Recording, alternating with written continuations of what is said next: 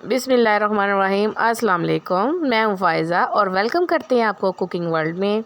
आज हम बनाने जा रहे हैं जी अपने किचन में बहुत ही मज़ेदार यम्मी समोसा पट्टी, रोल पट्टी घर पर बना के हम पूरे महीने के लिए फ्रीज़ कर लेंगे।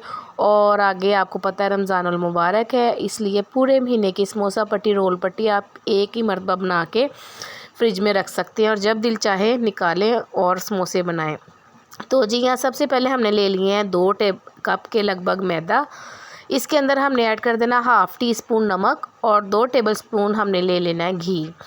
अब हमने इसको हाथों की मदद से हल्का हल्का दबाते जाना है। जब ये हल्का हल्का बुरबुरा होना स्टार्ट हो जाए, इसके अंदर हमने ऐड कर देना नीम गर्म पानी के साथ हमने इसको मैदे की डो को गूंदना है। और याद रखें कि जब ही आपने ये समोसा रोल पट्टी बनाने के लिए डो को गूंदना है तो ये डो नॉर्मल रखनी, ज़्यादा आपने हार्ड नहीं रखनी। एक ही मरतबा आप इसे बना लें समोसा रोल पट्टी को और पूरा महीना आप इजीली आपका गुजर सकता है। अब हमने इसे तकरीबन 10 से 15 मिनट तक हल्का हल्के हाथों से इसको गूंदना है और उसके बाद हमने इसे घी लगा के एक साइड पे रख देना ताकि इसके ऊपर वो पापड़ी टाइप कुछ आ ना जाए, ठीक है ना। अब इसे कवर करके एक साइड पे रख देंगे या हम इसके लिए थोड़ी सी फिलिंग तैयार कर लेंगे। या मैंने ले लिया है 2 टेबलस्पून ऑयल। इसके अंदर डाल देंगे 2 टेबलस्पून हमने मैदा और इसकी हल्की सी लेप बना लेंगे। ये हम यूज़ करेंगे जब हम समोसा पट्टी में यूज़ करेंगे इसको, आगे आपको इसका यूज़ मैं बताऊँगी, ठीक है ना। इस तरीके से हल्की सी ये हमने ये देखिए बना के एक साइड पे रख लेनी है। यहाँ तकरीबन 10 से 15 मिनट हो गए हैं। ये देखिए हमारी डो कितनी अच्छी तरह राइस हो चुकी है, ये देखिए। अब इसे हम लाएंगे काउंटर पे और थोड़ा सा मैदे को डस्ट करेंगे और इसके हमने छोटे छोटे पेड़े बना लेने हैं। इस डो से हमारे लगभग 5 से 6 पेड़े बन जाएंगे। छोटे साइज़ में बनाने हैं अपने पेड़े। और याद रखिएगा ये पेड़े रोटी के पेड़ों से हमने छोटे साइज़ में बनाने, ठीक है ना। ये देखिए हमारे 5 पेड़े बन गए हैं। अब हमने एक एक पेड़े को लेना है और इसे हमने रोलिंग पिन की मदद से बेलते जाना है, ठीक है ना।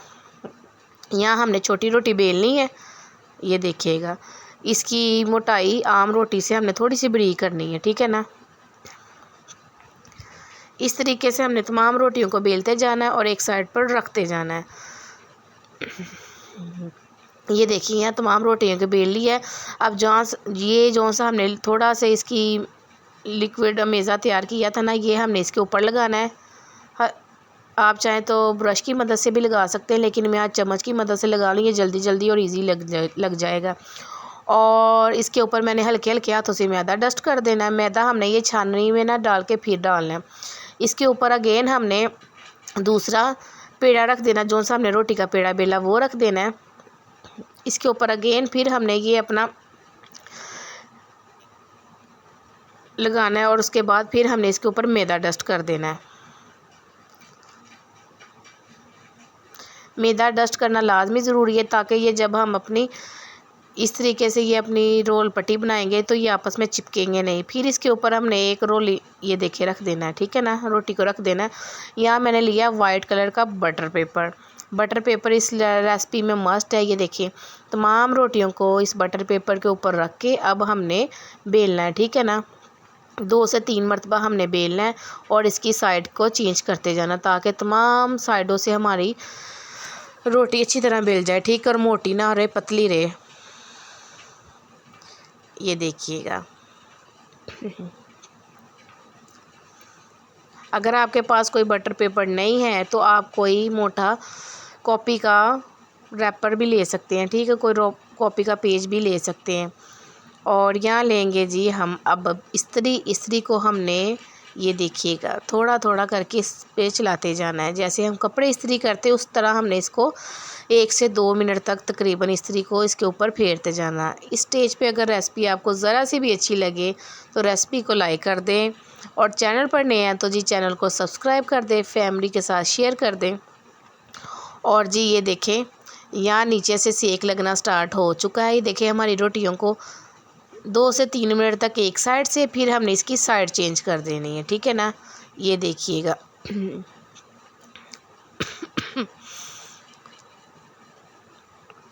इस तरीके से आप اگر گیس نہیں بھی ہے تو آپ اس طریقے سے تمام سموسہ پٹی کو، رول پٹی کو بنا کر ایزیلی زپ لاک بیگ میں ڈال کر پورا مہینہ کے لیے سیو کر سکتے ہیں۔ یہ دیکھیے گا، چلے جی، یہ دیکھیں ماشاءاللہ کتنی زبردست ریڈی ہوئی ہے۔